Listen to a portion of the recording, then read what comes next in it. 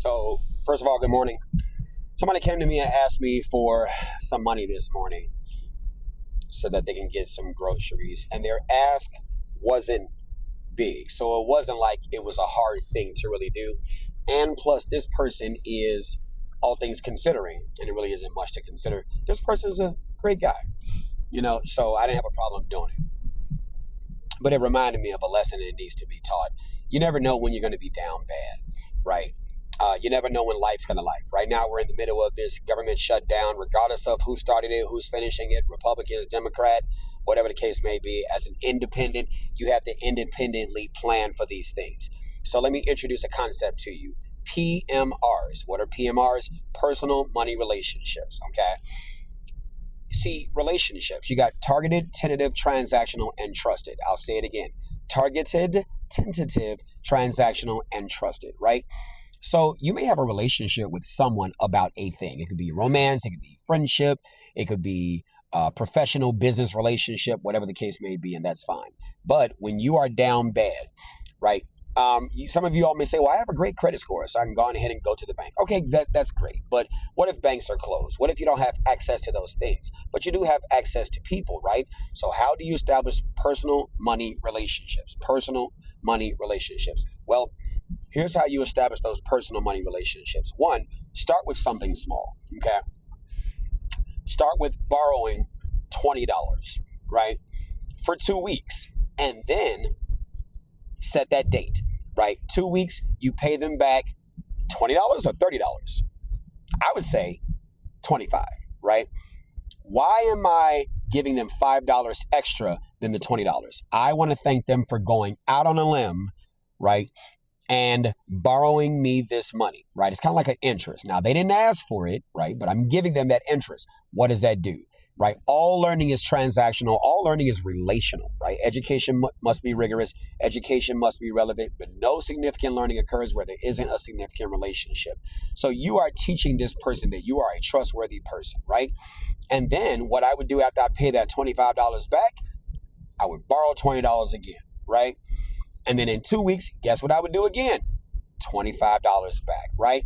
Then I would borrow again, right? 2 weeks later, pay that $20 back. Then I would borrow it again and then pay $25 back, right? So now you have 4 cycles of doing what? Paying the $20 back. You are building a what? Relationship of what? It begins with T. Sound off in the comments. It begins with T. You're building a relationship of that T word, right?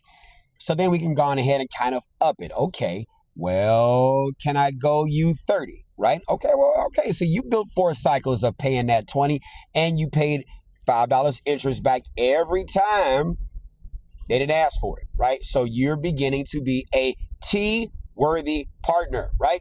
Personal money relationship partner. So they go on ahead and give you 30 in 2 weeks. Got to be 2 weeks, right? It coincides with payday, right? Now you're at 30, right? What am I paying back? 40, right? Every time you increase your ask, you also increase your interest, right? Because you're building this T word, right? So here we go. $30, and then I pay them back in 2 weeks, 40, right? Okay, and then do that of 4 cycles of 4. Let's go on ahead and increase it up to $40 if you want to, right? $40. So what am I paying them back? Remember, interest in $5 increments. 55.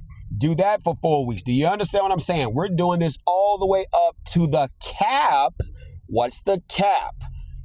$200 for that one relationship with that one person. $200, right? Think about it. 4 cycles of 20. 4 cycles of 25 or 4 cycles of 30, however your increments are, by the time you get to $200, think about how many times you've built that relationship of T with that person, not just in, oh man, I got you when I'm going to get it. What did you do? You have a proven track record of how many times you borrowed. So here we go. That's that one person's relationship that you have with you.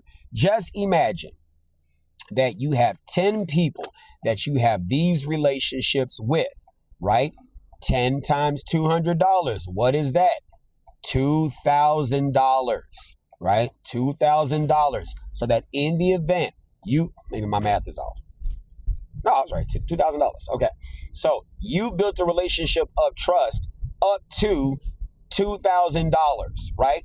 For some people, that's a 2 weeks paycheck, right? And then you get in a pinch, you get in a bind. You got 10 people you could call on to pull your max credit line with them. $200, right? Now, if I'm the person you're establishing this relationship with, guess what I'm doing? I am banking your interest.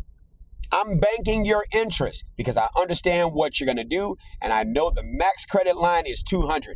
I'm going to bank that because you never know when that person may come to you and want that $200. I don't want to pull from my stuff. I want to take the interest that you've been paying me, and I want to put that in escrow.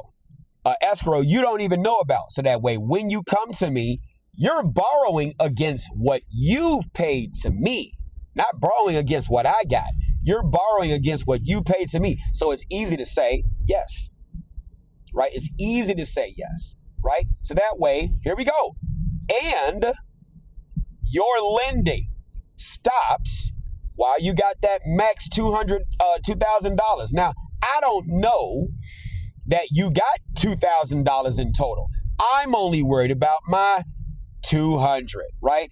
And because you're borrowing $200, I now have a relationship or have had a relationship with you where I can give you the grace and allow you the time to be able to pay my $200 back when you can pay me, right? When you can pay me. Now, here's the accountability factor in that PMR, right? If you don't pay that money back in 2 weeks, right? Whatever level you went to, let's just say you're at $100. If you miss that on-time payment of 2 weeks, guess what? You go right back to the beginning of only being able to borrow $20. You start all the way over again.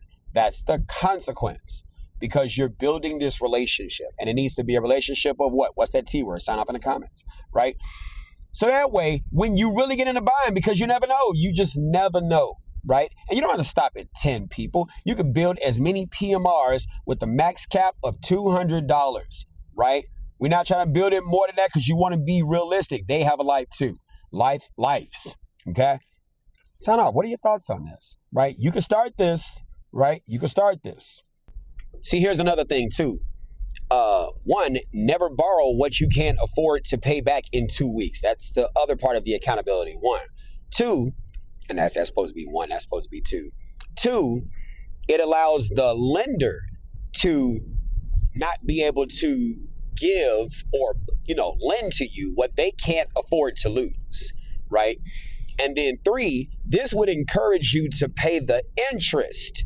Now, this isn't mandatory interest, it's voluntary interest, but you should be encouraged to pay the interest. Why should you be encouraged to pay the interest? Because it increases the likelihood of the yes, because they would only be if they choose to bank the interest. Now, they may choose to spend it, so you can't count on that interest being put in escrow. But I know if you're borrowing from me, I am likely to put that in escrow because I know your plan. I know what you're doing, right?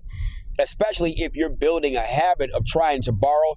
And you can send this video to whomever, and you all can get into this reverse partnership, Now, not with the same money that, you borrowed $20 from me, I'm going to give you the same 20 back. Now it need to be a fresh set of 20. You know what I'm saying?